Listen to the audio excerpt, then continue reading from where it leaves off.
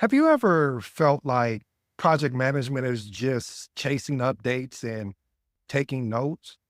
What if that mindset is holding you back from unlocking true, and I do mean true, leadership and impact? In today's episode, I'm going to show you that project management is much more than just herding cats. It's much more than chasing people. It's much more than being a note taker. It's about transforming chaos into success. Do you mind if I share a story with you? I remember when I was trying to make a decision about my next career step. And see, a part that I didn't share with you, family, is that I would watch other project managers after I got excited about project management. And what I noticed is that they were so aggravated because of the fact that they felt that they were herding cats, as you would say. They felt that all they were good for, or allegedly good for, is writing down notes. And I told myself that I wanted to be more valuable than that. I wanted to create not just the perception, but I wanted to lead and inspire, because is really what true project management is. I know it says project manager, but we are leaders, we are innovators, we are individuals. If you decide to take this journey of people that are looking to inspire, motivate, continually to grow. And with that being the case is, I just said, hey, I didn't want that misery, that frustration. And now I realize, after spending more than a decade, there were moments where I had those feelings of, man, all I'm doing is taking notes. All I'm doing is I feel like I'm hurting people. And what it came to was, it was about the environment that I was in that supported project management, that supported me as an individual, and that supported the team, most importantly. And today's episode, we're going to navigate through some points that I really believe is going to be valuable to you if you're thinking about getting into project management. And if you're already in project management, this is going to help increase how you perceive and how you can make a definitely change. Point number one: master communication as a core skill. Again, a master communication as a core skill. Listen, communication is it's the lifeline for project management. You could take away my risk register. You could take away my communication management plan. You could take away my schedule. If I can't articulate, or in a verbal and or write down, sending you an email, what's due, when we need these things to happen, or even lead a meeting, there's no point in me even being part of the project or even being a project manager. So without clear communication, even the best plans can falter. So PMs need to ensure that information flows seamlessly among stakeholders. Here's my actionable tip: tailor your communication style to the audience you're talking with. If you're speaking with executive, you need to keep a very high level and be prepared for any questions that may come your way. And then when it comes to dealing with your project team or stakeholders, you may take more of a detailed approach of having these conversations. And then when you're dealing with having to resolve conflict, because as a project manager, I don't want you to get fooled, there will be conflict along in your journey. To be able to be empathetic enough to have conversations with individuals one-on-one, or even if you have to, as my auntie would say, if I have to check you, I'm going to do it. So point being is having that ability to have those crucial conversations in front of people or in a one-on-one basis. Point number two: focus on value over task management. I see how project managers normally get caught up in just, oh, what task I got to do? I got all these tasks, but that's great. But a PM's true role is the ability to deliver value, not just monitor tasks or take notes, by driving outcomes. Because we know the difference between a result and an outcome. If we don't, let me park here parenthetically. When we look at an outcome, is if I have a piece of paper and I need to get it into the garbage can, the outcome is it being in the actual garbage can. Now, a result of that is saying, hey, the result is I need to get that in the garbage can, but that is not an actionable, again, my remix version is not an actionable item. I believe outcomes are the ones where this shows that you executed. This is what I got from this particular thing that I did or activity that I did.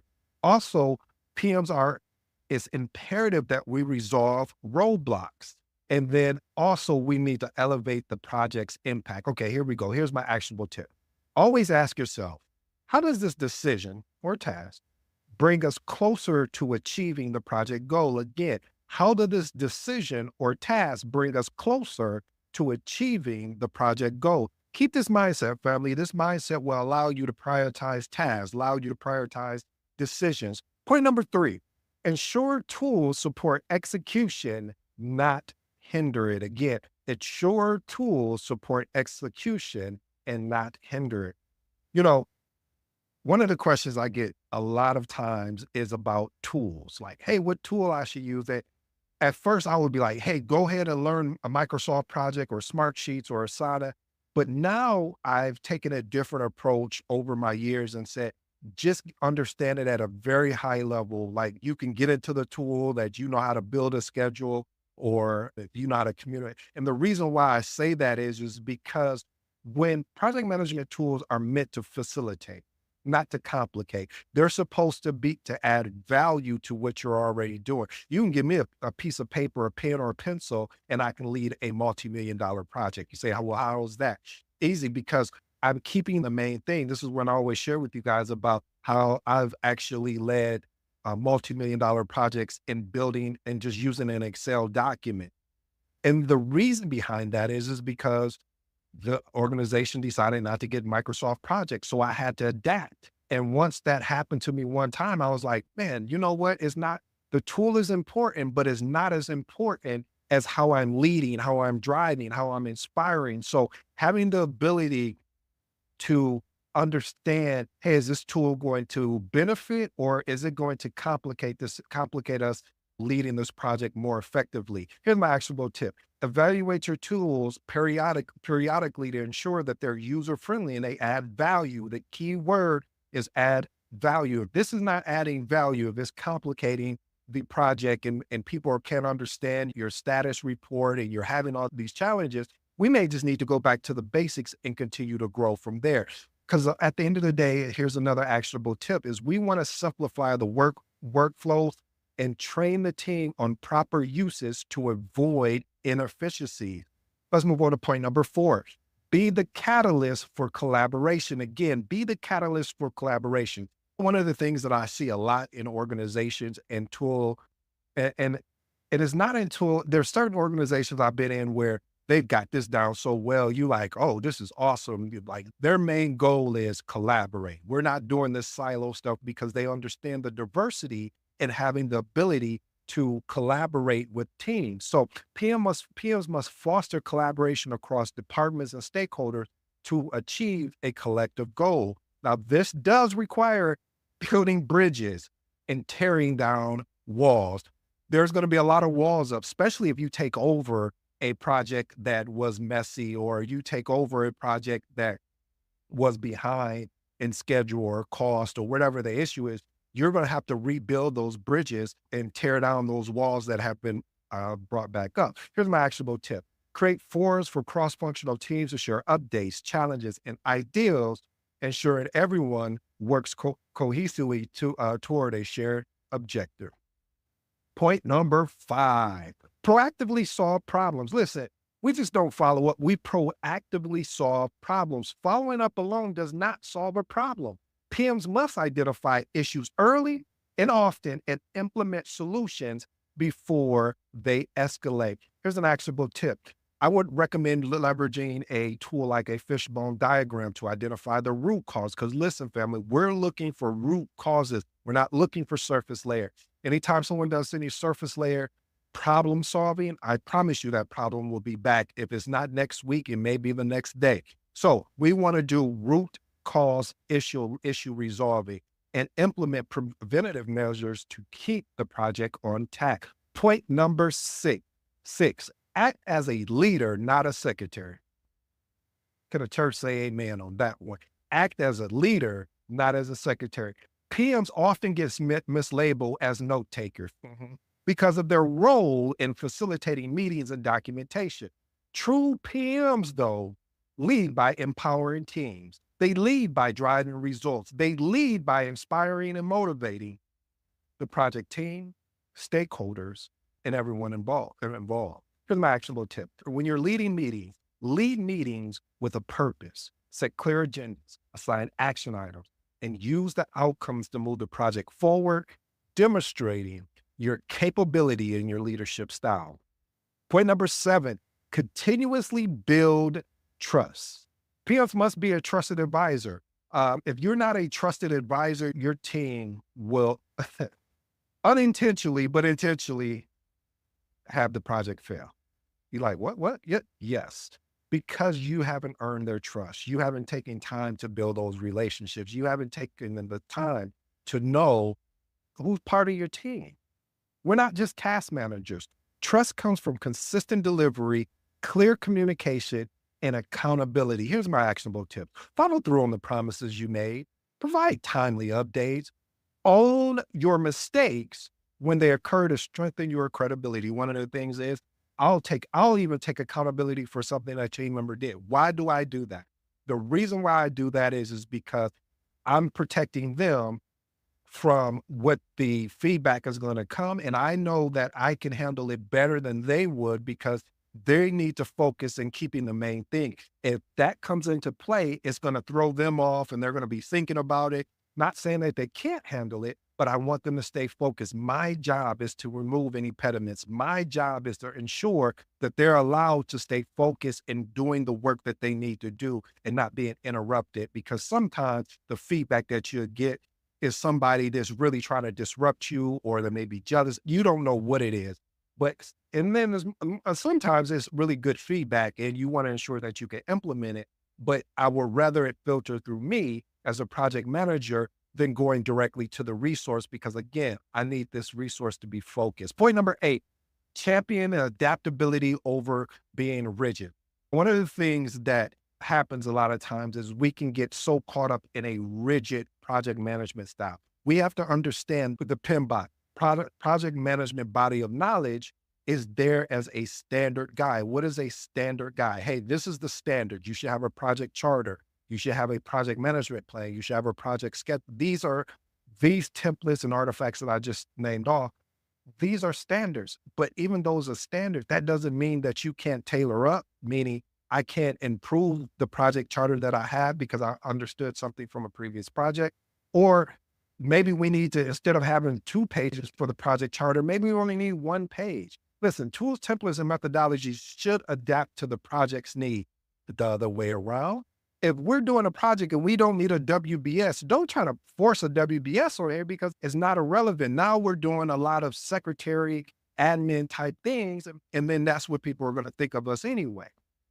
So PMs who stay flexible bring more value to their teams versus PMs who don't. Here's my actionable tip. Periodically assess whether the current approach is working and be open to pivoting methods or tools if they're not effective. I have 2 bonuses, family, then I'll get in my transformational remarks. First bonus, be a knowledge hub for the project. PM serves as a central point of truth. You remember what I was talking about? If someone has some criticism or some feedback, I wanted it to come through me. This is about being that central hub, that point of truth, ensuring everyone has information they need to make informed decisions. Here's my actionable tip. Maintain a centralized project repository. I've used everything from a software called, not software, but a cloud called Box, SharePoint, ShareFile. What else? There's so many, Dropbox. There's so many out there.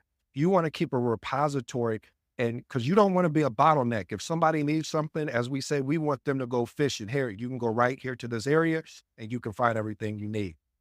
All right. My last and final bonus is influence without authority. PMs oftentimes, the majority of the times, lead a project team and they don't have direct authority over that project team. So this requires strong influencing skills. This requires strong persuasive skills. Requires building a relationship to achieve the results. Here's my actionable tip. Build rapport with the team members, stakeholders by understanding their goals and aligning them with the project objective. Here's my 3 transformational remarks, family, and then I'll send you on the way, and I appreciate your time today. Master communication as a core skill. We talked about that.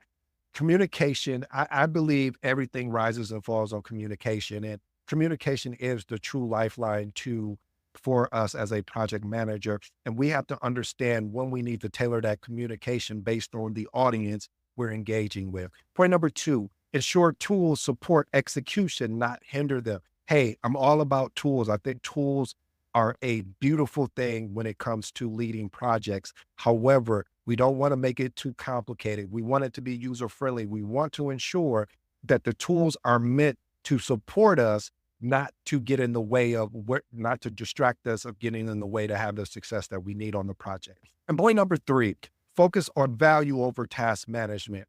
As a project manager, you want to find ways to offer value. I got in trouble for this before, but I still stand on it. And I still lean with it. Is that just because I'm the project manager, that doesn't mean I won't do other tasks and duties. I want to, if I'm able to do it, I'll step in and do it. I won't have any problem doing it. I don't have that mindset of that's not my role. That's not my job. If I'm able to do it, if I'm able to support my team, I'm going to support my team. So always ask yourself, how does this decision or task bring us closer to achieving project goals, and use the mindset to prioritize tasks as well as decision. Family, I hope you enjoyed today's episode. I go by the name of ED. And again, we're more than just following up on with people.